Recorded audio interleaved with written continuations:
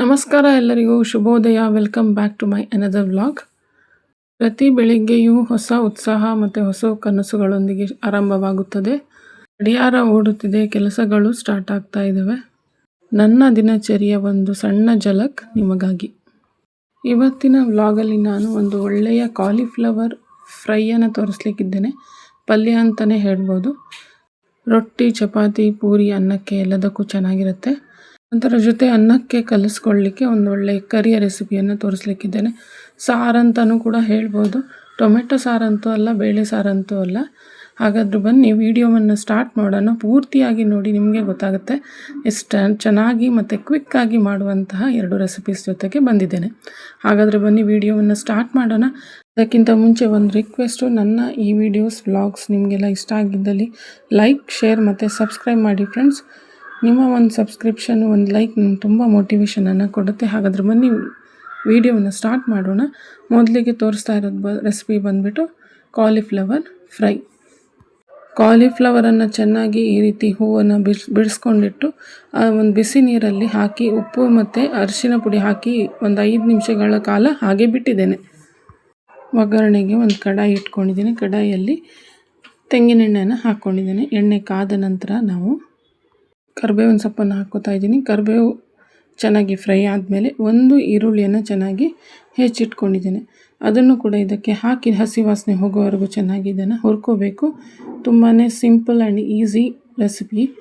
ಖಂಡಿತ ಟ್ರೈ ಮಾಡಿ ಅಂತ ಹೇಳ್ತೀನಿ. ಈರುಳ್ಳಿಯನ್ನು ಚೆನ್ನಾಗಿ ಹುರ್ಕೊಳ್ಬೇಕು.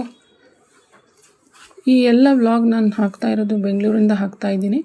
ಇವಾಗೆಲ್ಲ ಸ್ಕೂಲೆಲ್ಲ ಸ್ಟಾರ್ಟ್ ಆಗಿದೆ. ನಾನು ಊರಿಂದ ಬಂದು ಒಂದು 15 ಡೇಸ್ ಮೇಲೆ ಆಯಿತು. ನನ್ನ ಮಗನಿಗಂತೂ 2 ದಿವಸದಿಂದ ಸ್ಕೂಲ್ಗೆ ಹೋಗ್ತಾ ಇದ್ದಾನೆ. ಅಮ್ಮನ ಮಾಡಿರುವಂತಹ ಅಡುಗೆ ವಿಡಿಯೋಸ್ ಇನ್ನೂ ಇದೆ. ಮಧ್ಯದಲ್ಲಿ ಅದನ್ನು ಕೂಡ ಹಾಕ್ತೀನಿ. Stay tune. ಇಲ್ಲಿ ರುಚಿಗೆ ತಕ್ಕಷ್ಟು ಉಪ್ಪನ್ನು ಕೂಡ ಹಾಕ್ಕೊಳ್ತಾ ಇದ್ದೀವಿ. ಉಪ್ಪನ್ನು ಹಾಕಿ ಚೆನ್ನಾಗಿ ಫ್ರೈ ಮಾಡ್ಕೊಳ್ಳಿ ಈರುಳ್ಳಿಯನ್ನು. ಇವೆಲ್ಲವನ್ನು ಚೆನ್ನಾಗಿ ಮಿಕ್ಸ್ ಮಾಡಿದ ಮೇಲೆ ಇವಾಗ ಒಂದು ಹೆಚ್ಕೊಂಡಿರುವಂತಹ ಟೊಮ್ಯಾಟೊವನ್ನು ಹಾಕ್ಕೋತಾ ಇದ್ದೀನಿ.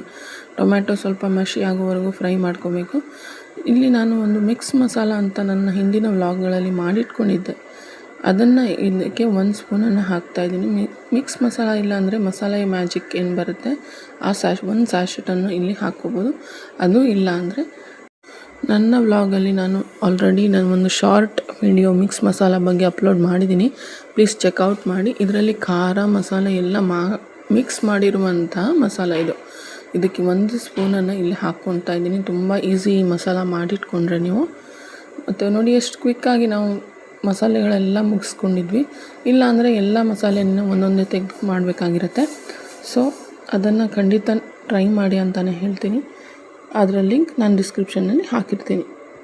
ಟೊಮೆಟೊ ಚೆನ್ನಾಗಿ ಸಾಫ್ಟಾಗಿದೆ, ಮ್ಯಾಶಿಯಾಗಿದೆ. ಇವಾಗ ನಾವು ರೆಡಿ ಬಿಚ್ಚಿಟ್ಕೊಂಡಿರುವಂತಹ ಕಾಲಿಫ್ಲವರನ್ನು ಉಪ್ಪು ನೀರೆಲ್ಲ ಸ್ಟ್ರೈನ್ ಮಾಡಿ ಇದಕ್ಕೆ ಹಾಕೋತಾ ಇದ್ದೀನಿ. ನೋಡಿ, ಸ್ವಲ್ಪ ಉಪ್ಪು ಕಮ್ಮಿ ಅನಿಸ್ತು ಅಂತ ನಾನು ಮತ್ತೆ ಒಂದು ಸ್ವಲ್ಪ ಉಪ್ಪನ್ನು ಇದಕ್ಕೆ ಹಾಕೋತಾ ಇದ್ದೀನಿ. ಇದನ್ನು ಇವಾಗ ಮುಚ್ಚಿ ನಾವು ಒಂದು 5 ನಿಮಿಷ ಬೇಯಿಸ್ಕೋಬೇಕಾಗತ್ತೆ.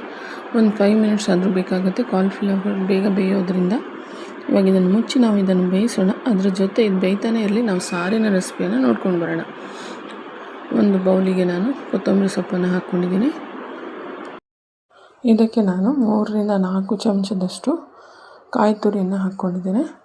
ಅದರ ಜೊತೆ ಹುಣಸೆ ಹಣ್ಣು ಮತ್ತು ಒಂದು ಅರ್ಧ ಇಂಚಷ್ಟು ಜಿಂಜರು ಮತ್ತು ಒಂದು ಟೊಮೆಟೊವನ್ನು ದಪ್ಪವಾಗಿ ಹಚ್ಕೊಂಡು ಹಾಕ್ಕೊಂಡಿದ್ದೇನೆ. ಇವೆಲ್ಲವನ್ನು ನಾವು ರುಬ್ಲಿಕ್ಕಿದ್ದೇವೆ, ಹಾಗಾಗಿ ಸ್ವಲ್ಪ ದೊಡ್ಡದಾಗೆ ಹೆಚ್ಕೊಂಡಿದ್ದೀನಿ ಟೊಮೆಟೊವನ್ನು.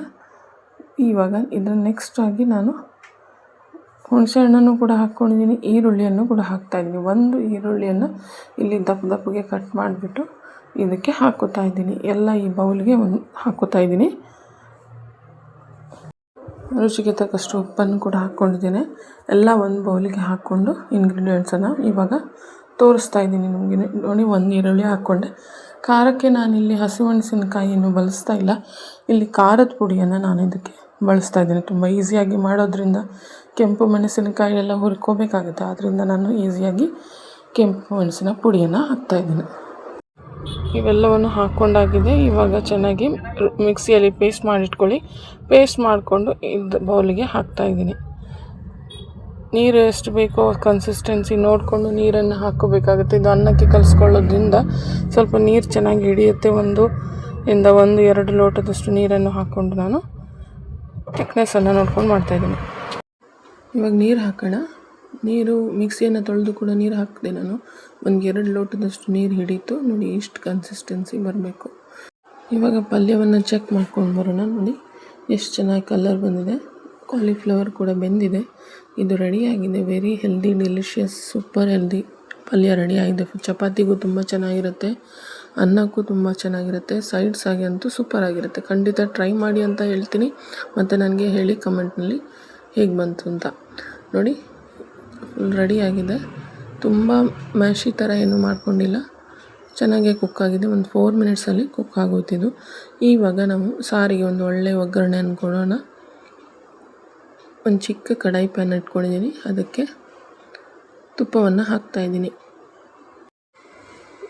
ತುಪ್ಪ ಕಾದ ಮೇಲೆ ಇವಾಗ ನಾನು ಸಾಸಿವೆ ಹಾಕ್ಕೋತಾ ಇದ್ದೀನಿ. ಸಾಸಿವೆ ಚಟಪಟ ಅಂದ ಮೇಲೆ ಕರ್ಬೇವಿನ ಸೊಪ್ಪು ಹಾಕ್ಕೋಬೇಕು.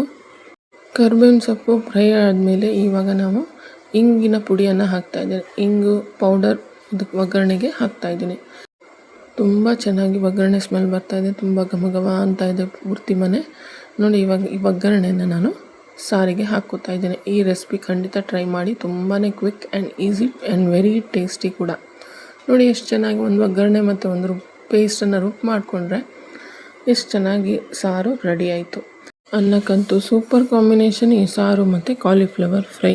ಖಂಡಿತ ಇಷ್ಟ ಆಗಿದೆ ಅಂತ ನಾನು ಭಾವಿಸ್ತೀನಿ. ನಿಮಗೆ ನನ್ನ ಈ ರೆಸಿಪಿ ಇಷ್ಟ ಆಗಿದ್ದಲ್ಲಿ ಲೈಕ್, ಶೇರ್ ಮತ್ತು ಸಬ್ಸ್ಕ್ರೈಬ್ ಮಾಡೋದನ್ನು ಮರಿಬೇಡಿ. ನಿಮ್ಮ ಪ್ರೀತಿ ಮತ್ತು ಬೆಂಬಲವೇ ನನ್ನ ಶಕ್ತಿ. ಮತ್ತೆ ಭೇಟಿಯಾಗೋಣ ಇನ್ನೊಂದು ವ್ಲಾಗಲ್ಲಿ ಇನ್ನೊಂದು ಮತ್ತಷ್ಟು ಹೆಲ್ದಿ ಮತ್ತು ರೆಸಿಪೀಸ್ ಜೊತೆಗೆ. ಅಲ್ಲಿಯವರೆಗೂ ಹೆಲ್ದಿಯಾಗಿರಿ, ಖುಷಿಯಾಗಿರಿ, ರೆಸಿಪೀಸ್ ಟ್ರೈ ಮಾಡ್ತಾಯಿರಿ. Take care of yourself and thank you for watching. Bye.